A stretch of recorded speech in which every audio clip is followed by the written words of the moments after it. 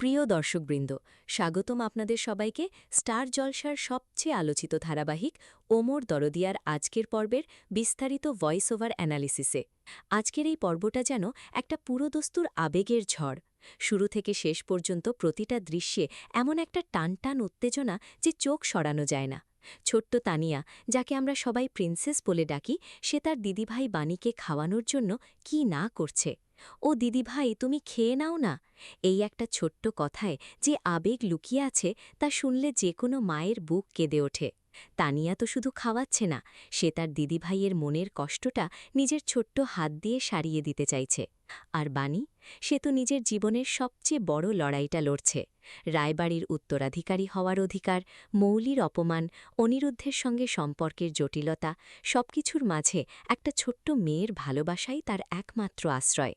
দেখুন, এই পর্বে তানিয়ার অভিনয়টা ছিল একেবারে হৃদয়স্পর্শী।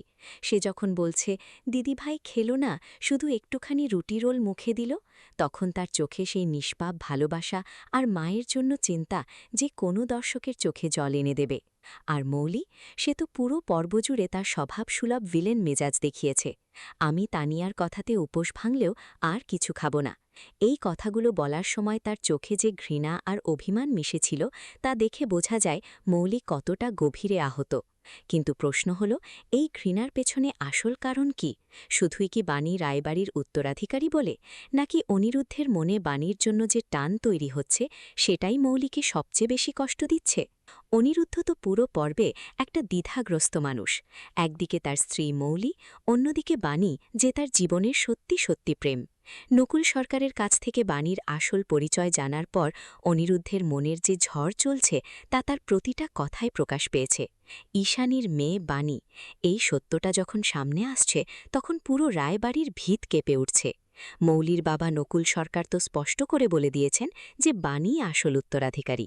আর এই কথাটা শুনে মৌলির যে প্রতিক্রিয়া হয়েছে তা দেখে বোঝা যায় এবার তার ষড়যন্ত্রের মাত্রা আরও বাড়বে।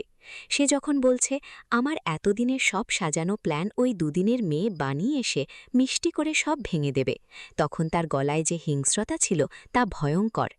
তানিয়া কিন্তু পুরো পর্বে তার দিদিভাই বাণীর পাশে দাঁড়িয়ে একটা ছোট্ট যোদ্ধার মতো লড়েছে।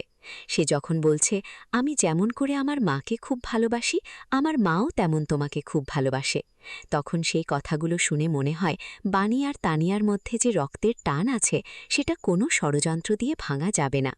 মৌলি যতই চেষ্টা করুক বাণীকে ঘৃণা করতে, তানিয়ার এই নির্মল ভালোবাসা সবকিছু উল্টে দিচ্ছে। আর অনিরুদ্ধ, সে তো তার মেয়ের এই কাজ দেখে নিজের মনের ভেতর আরও বেশি করে বাণীকে অনুভব করছে। পিনাকিদা, ঈশানী, নয়নতারা রায় সবাই যেন এই পর্বে একটা বড় ষড়যন্ত্রের অংশ হয়ে উঠেছেন। নয়নতারা রায় তো স্পষ্ট করে বলে দিয়েছেন যে বাণীকে দেখে তার মনে সন্দেহ হচ্ছে। এই পর্বের সবচেয়ে নাটকীয় মুহূর্ত ছিল যখন তানিয়া তার দিদিভাইকে খাওয়ানোর জন্য জেদ ধরল আর মৌলি রাগ করে বলল, আমি এসব হরিবল খাবার খাব না।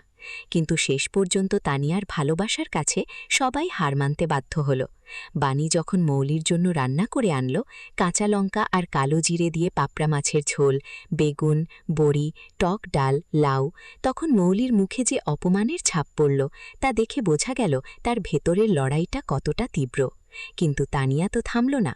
সে তার দিদিভাইয়ের পাশে বসে খাইয়ে দিল, আর পুরো পরিবার যেন একটা অদৃশ্য বন্ধনে আবদ্ধ হয়ে গেল। দর্শক, এই পর্বে যে আবেগের বন্যা বয়ে গেছে তা শুধু দেখার নয়, অনুভব করার। বাণীর চোখে যে কষ্ট, তানিয়ার চোখে যে নির্মলতা, মৌলির চোখে যে ঘৃণা, আর অনিরুদ্ধের চোখে যে দ্বিধা, সব মিলিয়ে এই পর্বটা হয়ে উঠেছে এক অসাধারণ নাটক। এবার আসুন আগামী পর্বের দিকে। দর্শক, আপনারা কি ভাবতে পারছেন যে তানিয়াল এই ছোট্ট প্রচেষ্টা কত বড় ঝড় ডেকে আনতে চলেছে? বাণী আর অনিরুদ্ধের মধ্যে যে টান তৈরি হচ্ছে তা কি মৌলি আরও বেশি করে ভাঙার চেষ্টা করবে? নকুল সরকারের কথা তো পুরো রায়বাড়িতে আগুন লাগিয়ে দিয়েছে। বাণী রায়বাড়ির উত্তরাধিকারী, এই সত্যটা যখন সবাই জেনে যাবে তখন কি হবে মৌলির ভাগ্য? সে কি আরও বড় ষড়যন্ত্র করবে, নাকি তানিয়ার ভালোবাসার কাছে হার মানতে বাধ্য হবে? আগামী পর্বে দেখতে পাবেন পিনাকিদা আর নয়নতারা রায়ের মধ্যে একটা গোপন আলোচনা। তারা কি বাণীর বিরুদ্ধে নতুন প্ল্যান করবে? আর অনিরুদ্ধ, সে কি অবশেষে তার মনের কথা বাণীকে বলতে পারবে? তানিয়া তো তার দিদিভাইকে ছাড়বে না। সে যেভাবে বলছে, তুমিও তো আমার ছোট মা, এই কথাটা শুনে মৌলির রাগ আরও বাড়বে। ঈশানী কি তার মেয়ে বাণীকে সত্যি সত্যি সাপোর্ট করবে, নাকি পরিবারের চাপে সে পিছিয়ে যাবে? এই পর্বে আমরা দেখব মৌলির ভেতরের সত্যিকারের যুদ্ধ। সে যতই বলুক, আমি বাণীকে কখনো ক্ষমা করব না, তার মনের এক কোণে কি একটু সন্দেহ তৈরি হচ্ছে না? বাণীর হাতের রান্না খেয়ে মৌলির রাগ কি সত্যিই কমবে, নাকি এটা আরও বড় বিপর্যয়ের সূচনা? অনিরুদ্ধ তার বাবা মায়ের সঙ্গে কথা বলে কি সিদ্ধান্ত নেবে? রায়বাড়ির ব্যবসা কি বাণীর হাতে চলে যাবে?